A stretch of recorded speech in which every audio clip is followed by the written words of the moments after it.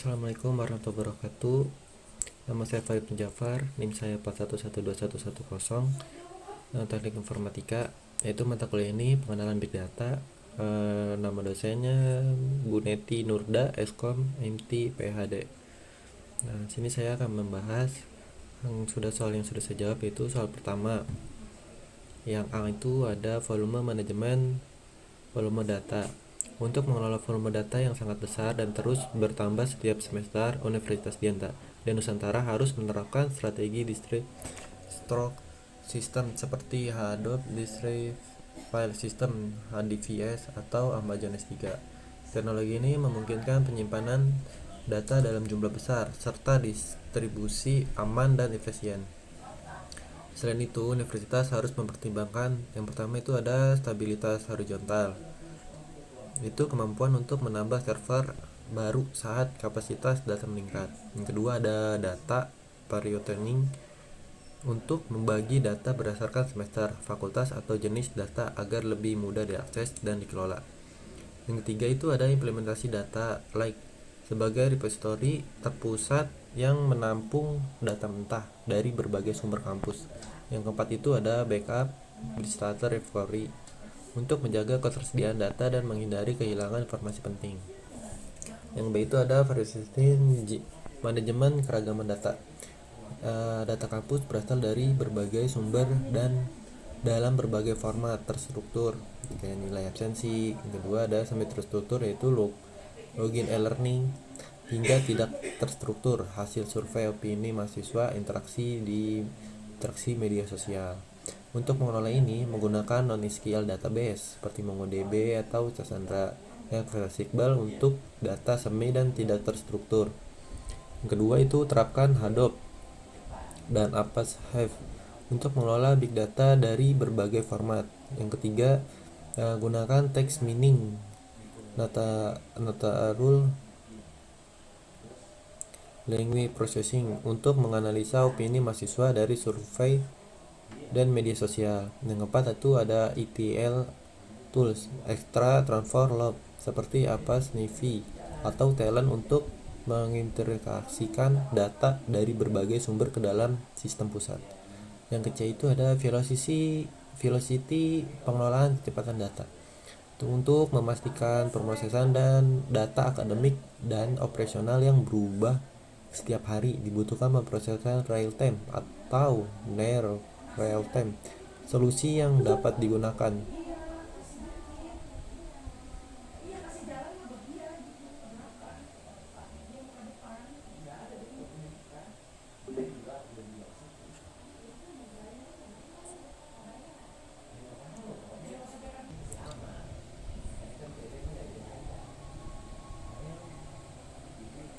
ya. Lanjut, tiga itu ada velocity pengelolaan kecepatan data untuk memastikan pemrosesan data akademik untuk memprofesional yang berubah setiap hari. Dibutuhkan pemrosesan real time atau near real time, solusi yang dapat diterapkan. Yang pertama ada Apache Kafka, kedua ada Apache Spark Streaming, yang tiga gunakan in-memory database seperti Redis atau MySQL. Yang keempat ada buat dashboard analitik real time, misalnya dengan Kibana atau Grafana untuk pemantauan langsung terhadap aktivitas kampus. Yang D itu ada veracity, itu kualitas dan keandalan data. Kualitas data sangat penting untuk analisis dan pengambilan keputusan.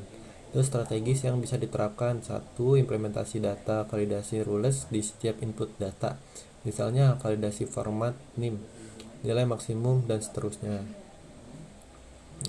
Kedua itu terapkan proses data cleaning secara berkala menggunakan Python, Pandas atau Opening Reference atau fitur Spark untuk menghilangkan data duplikat, tidak konsisten atau kosong. Yang ketiga itu gunakan master data management (MDM) untuk memastikan konsisten data antar sistem akademik, keuangan, fasilitas. Yaitu keempat ada audit dan log sistem untuk mendeteksi kesalahan data atau anomali. 5. Tim khusus untuk data governance yang menetapkan standar kualitas dan kebijakan penggunaan data. Itu ada value identifikasi data bernilai. Untuk meningkatkan mutu pendidikan dan memperkuat reputasi kampus, universitas harus dapat mengidentifikasi dan memanfaatkan data yang paling bernilai. Itu langkah-langkah yang bisa diambil.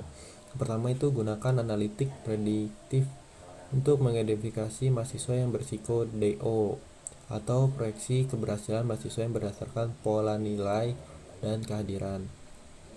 Yang kedua itu terapkan machine learning seperti clustering dan classification untuk memahami segmentasi mahasiswa.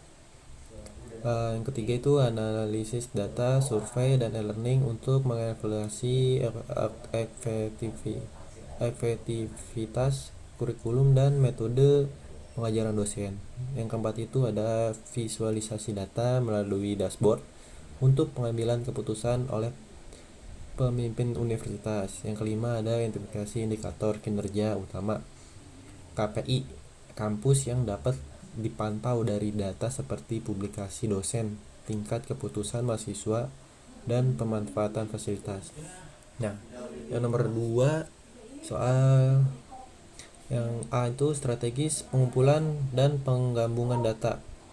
Untuk mengumpulkan dan menggabungkan data dari berbagai sumber, perlu membuat sistem integrasi data efisien seperti itu data warehouse. Gunakan data warehouse untuk penyimpanan data terstruktur dari berbagai sumber seperti riwayat pembelian, data loyalitas pelanggan, atau respon email marketing. Dalam satu tempat yang terintegrasi memungkinkan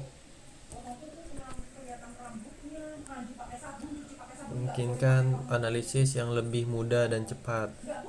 Yang dua itu data lake untuk data tidak terstruktur dan semi terstruktur seperti aktivitas browsing di website, interaksi media sosial, dan data dari aplikasi. Gunakan data lake. Data lake akan menyimpan dan data mentah yang dapat diproses kemudian. Tiga itu ada ETL, itu extra transload. Gunakan ETL tools untuk mengekstrak data dari berbagai sumber, melakukan transformasi untuk keragaman format dan kualitas data, semuanya ke data warehouse atau data lake. 4. API dan integrasi platform untuk menggabungkan data dari platform seperti website, aplikasi, dan media sosial. Memanfaatkan API dalam platform integrasi seperti Zapier atau Apes atau NIF. Sinkronisasi data, pastikan adanya mekanisme sinkron dan memperbarui data secara berkala agar tetap update. B itu masalah data pemasaran dan penanganannya. Itu beberapa masalah yang mungkin muncul dalam data pemasaran, antara lain itu missing data. Itu data yang hilang bisa terjadi karena pelanggan tidak mengisi berupa kolom atau tidak memberikan respon. Itu solusinya gunakan teknik imputasi data, misalnya dengan median atau mode, atau tentukan apakah penghapusan data yang hilang tidak bisa diterima. Kedua itu ada data duplikat.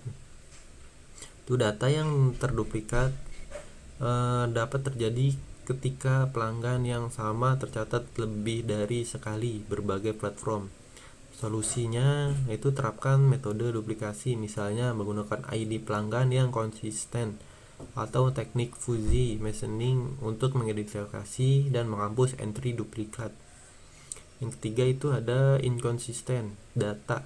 Data yang tidak konsisten dapat muncul akibat format yang berbeda atau entry yang tidak seragam. Itu solusinya gunakan data cleansing untuk mentadirisasi data, misalnya mengubah format tanggal atau kategori produk yang berbeda menjadi satu standar. 4 itu ada bias dalam data. Itu berapa data mungkin tidak mewakili seluruh pelanggan atau pasar. Solusinya, lakukan sampling yang representatif atau gunakan teknik pengaturan ulang bobot data untuk mengatasi masalah bias. 3 itu yang C, teknik analisis untuk segmentasi pelanggan dan prediksi perilaku beli. Itu untuk melakukan segmentasi pelanggan dan prediksi perilaku beli. Berikut teknik yang dapat digunakan. Yang pertama itu ada segmentasi pelanggan. Itu gunakan teknik clustering. Yang kedua ada prediksi pelaku beli. Itu gunakan metode machine learning seperti destination trace. Yaitu D itu penyajian analisis kepada tim non teknik. Tuh, hasil analisis harus disajikan secara visual dan sederhana agar mudah dipahami oleh tim pemasaran yang non teknis. Yang pertama itu ada dashboard interaksi, kedua itu ada infografis, yang tiga itu presentasi sederhana. Nah, yang E itu contoh strategi pemasaran berbasis hasil analis. Itu berdasar analisis big data, berikut beberapa contoh strategis pemasaran yang dapat diambil oleh Gaia. Yang pertama itu ada personalized marketing campaigns. Kedua itu ada loyalty program enhancement. Ketiga itu ada email marketing optimasi. Keempat itu ada promosi produk yang tepat. Nah, di sini kita membahas soal yang ketiga, yaitu hubungan harga produk dan jumlah pembelian.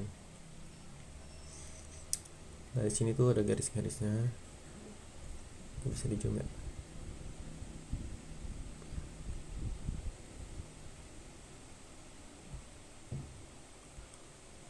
Nah, di sini kita ngatur sesuai garis. Itu visualisasi hubungan harga dan jumlah pembelian. Itu grafik scatter di atas menunjukkan hubungan antara harga produk dan jumlah pembelian. Kesimpulan, tidak terlihat hubungan yang jelas atau pola linear kuat, baik produk murah maupun mahal bisa memiliki jumlah pembelian tinggi atau rendah. B itu analis korelisasi, itu koefisien 0,81, itu value-nya sama dengan 0,82.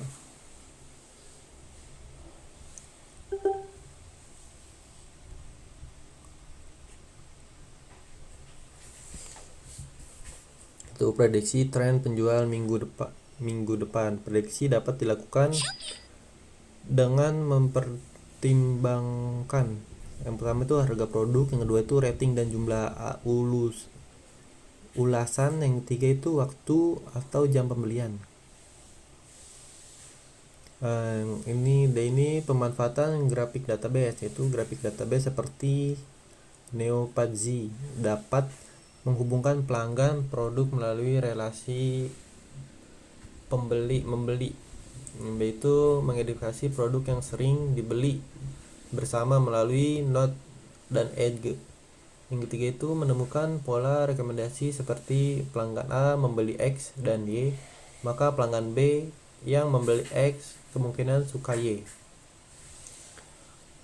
Sini keterbatasan SQL untuk analisis kompleks SQL. Karena itu sulit dalam menelusuri relasi berlapis-lapis, misalnya produk yang dibeli bersama oleh pelanggan berbeda. Yang kedua itu ada join table, itu berulang kali menjadi tidak efisien dan lambat. Contohnya mencari produk yang paling sering dibeli bersama. Nah, sini kita membahas yang keempat, itu apa itu web crawling. Itu web crawling adalah proses otomatis untuk mengumpulkan data dari situs web seperti ulasan rating dan nama produk dengan cara mengakses banyak halaman secara sistematis. Yang B itu pengumpulan data dengan PageSpark dan tantangan. Dengan PageSpark, crawling bisa dilakukan secara paralel di banyak halaman web. Tantangannya meliputi yang pertama itu ada situs membatasi akses. Yang kedua itu muncul captcha. Yang ketiga itu struktur halaman dinamis berubah-ubah. C. Pengelolaan data terstruktur dan tidak terstruktur. Yang pertama itu data terstruktur, itu rating atau nama produk, langsung dimasukkan ke table, itu data frame. Kedua itu data terstruktur, komentar atau gambar diproses dengan tools teks dan gambar. Yang D itu menjaga kualitas dan relevan data. Data cleaning, hapus teks HTML, karakter aneh, dan konten duplikat. B. Validasi, pastikan semua kolom penting, itu produk rating, komentar terisi. Yang tiga itu filtering, pilih hanya data yang menggabungkan keyword tertentu atau relevan dengan produk yang dianalis. Itu menjaga keamanan privasi data, patuhi aturan robot txt. Yang kedua itu jangan ambil data sensitif. Yang ketiga itu anomikan data jika perlu. Yang keempat itu gunakan crawling yang tidak memberi server. Sekian dari saya. Terima kasih.